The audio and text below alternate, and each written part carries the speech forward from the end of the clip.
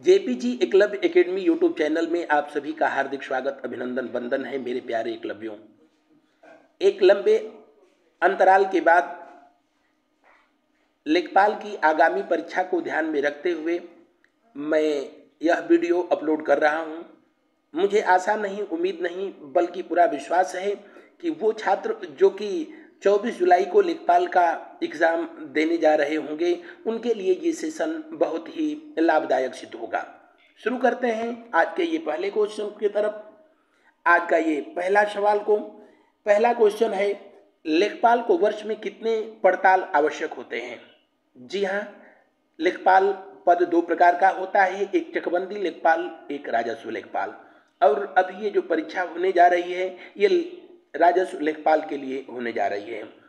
एक राजस्व लेखपाल एक वर्ष में अपने क्षेत्र में, अपने हलका में 3 बार भ्रमण करता है। कितनी बार? 3 बार। कब कब? रबी के फसल के समय, खरीफ के फसल के समय और जायद के फसल के समय। खरीफ के फसल के समय उसका पड़ताल 10 अगस्त के बाद से शुरू होता है, जबकि रबी की फसल के समय 1 जनवरी और जायद के फसल के समय 1 मई। तो आपसे पूछे लेखपाल को वर्ष में कितने पड़ताल आवश्यक होते हैं? 3। कब कब? 1 अगस्त के महीना में, दूसरा जनवरी के महीना में, तीसरा मई के महीना में। बढ़ते हैं अगले क्वेश्चन की ओर। राजस्व परिषद की स्थापना कब किया गया? जैसा कि आप जानते हैं, लेखपाल राजस्व विभाग का ही एक कर्मचारी होता है और राजस्व परिषद की स्थापना सबसे पहले लॉर्ड विलियम वेंटिक के शासनकाल में 1831 में स्थापित किया गया। कब स्थापित किया गया था? 1831 में स्थापित किया गया। और इसका मुख्यालय अगर पूछे कि कहाँ है, तो इसका मुख्यालय वर्तमान प्रयागराज में स्थित है। अगला क्वेश्चन को देखते हैं। राजस्व परिषद मुख्यालय कहाँ है? अभी मैंने बताया राजस्व परिषद का मुख्यालय इलाहाबाद में है और यह लॉर्ड विलियम बेंटिक के शासनकाल में स्थापित किया गया था। इलाहाबाद, जिसका नाम अब प्रयागराज कर दिया गया है।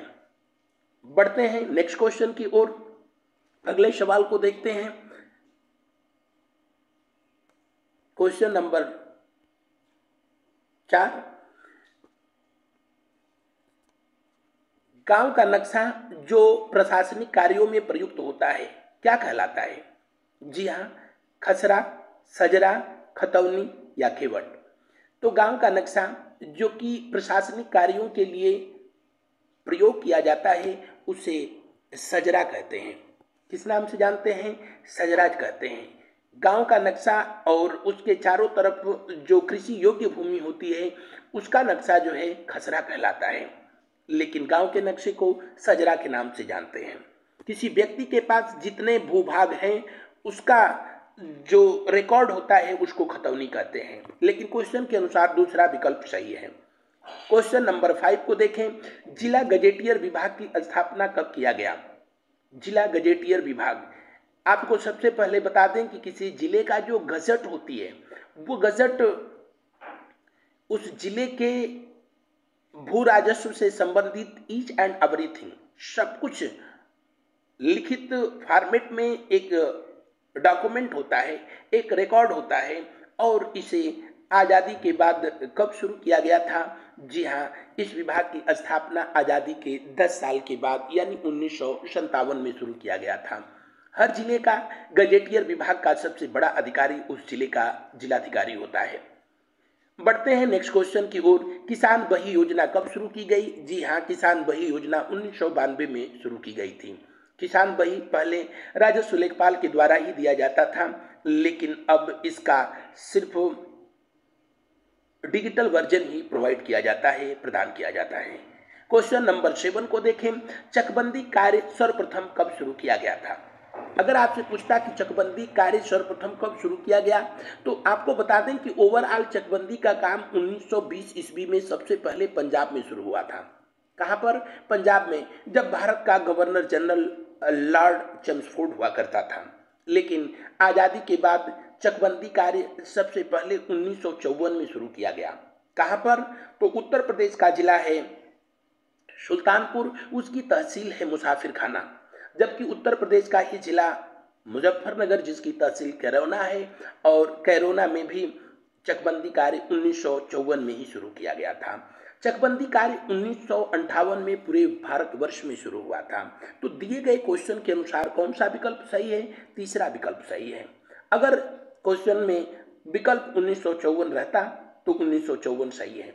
चकबंदी कार्य पूरे भारतवर्ष में 1998 में लागू किया गया था। उत्तर प्रदेश में सबसे पहले पायलट प्रोजेक्ट के रूप में 1954 में और पूरे भारतवर्ष में जेम्स फोर्ड के शासनकाल में 1920 में पंजाब में शुरू हुआ था। नेक्स्ट क्वेश्चन की ओर चलते हैं। अगला सवाल को देखा जाता है क्वेश्चन नंबर 8। सिंधु घाटी की सभ्यता स्थल मांडी कहाँ स्थित है जहां सोने के छल्ले पाए गए? जी हाँ, सिंधु घाटी सभ्यता का स्थल मांडी वर्तमान समय में उत्तर प्रदेश के मुजफ्फरनगर में स्थित है। कहाँ पर स्थित है? मुजफ्फरनगर में स्थित है, जहां से सोने के छल्ले पाए गए थे। तो दिए हुए क्वेश्चन का तीसरा विकल्प सही होगा। दिए हुए क्वेश्चन का कौन सा विकल्प सही होगा? जी हाँ, दिए हुए क्वेश्चन का तीसरा विकल्प सही होगा। जैसा कि आप जानते हैं, सिंधु घाटी की सभ्यता भारत की नहीं पूरे विश्व की पहली नगरीय सभ्यता थी, जो कि सिंधु और उसके सहायक नदियों के तटीय क्षेत्रों में स्थित थी। सिंधु घाटी की सभ्यता के सबसे अधिक स्थल यद्यपि कि सरस्वती नदी घाटी में पाए गए हैं, इसीलिए इस सभ्यता को सिंधु सरस्वती घाटी की सभ्यता भी कहा जाता है। सिंधु घाटी सभ्यता का सबसे पूर्वी स्थल जो कि आलमगीरपुर के नाम से जाना जाता है, वो उत्तर प्रदेश के मेरठ में स्थित है। कहाँ पर स्थित है? मेरठ में हिंडन नदी के तट पर स्थित है। नेक्स्ट क्वेश्चन को देखते हैं। भारत में चकबंदी कार्य किसके शासनकाल में शुरू हुआ था? जी हाँ, अभी पिछले क्वेश्चन का जब मैंने एक्सप्लेनेशन बताया तो वहां पर इस क्वेश्चन को मैंने आप लोगों से डिस्कस भी किया कि भारत में चकबंदी कार्य सबसे पहले 1920 में शुरू हुआ। 1920 में कहां पर शुरू हुआ था? पंजाब में शुरू हुआ था। किसके शासनकाल में शुरू हुआ था? जी हाँ, लॉर्ड चेम्सफोर्ड के शासनकाल में। इसलिए दिए हुए विकल्प का कौन सा दिए हुए क्वेश्चन का कौन सा विकल्प सही है? नन ऑफ दीज सही है, चौथा विकल्प सही है। क्वेश्चन नंबर 10 को देखा जाता है। महावीर स्वामी वन्य जीव विहार कहाँ स्थित है? जी हाँ, महावीर स्वामी वन्य जीव विहार उत्तर प्रदेश के उस जिले में स्थित है जो जिला 3 तरफ से मध्य प्रदेश से घिरा है। तो आप समझ गए होंगे ना कि ये ललितपुर में स्थित है। कहाँ पर स्थित है? ललितपुर में। उत्तर प्रदेश का पहला वन्य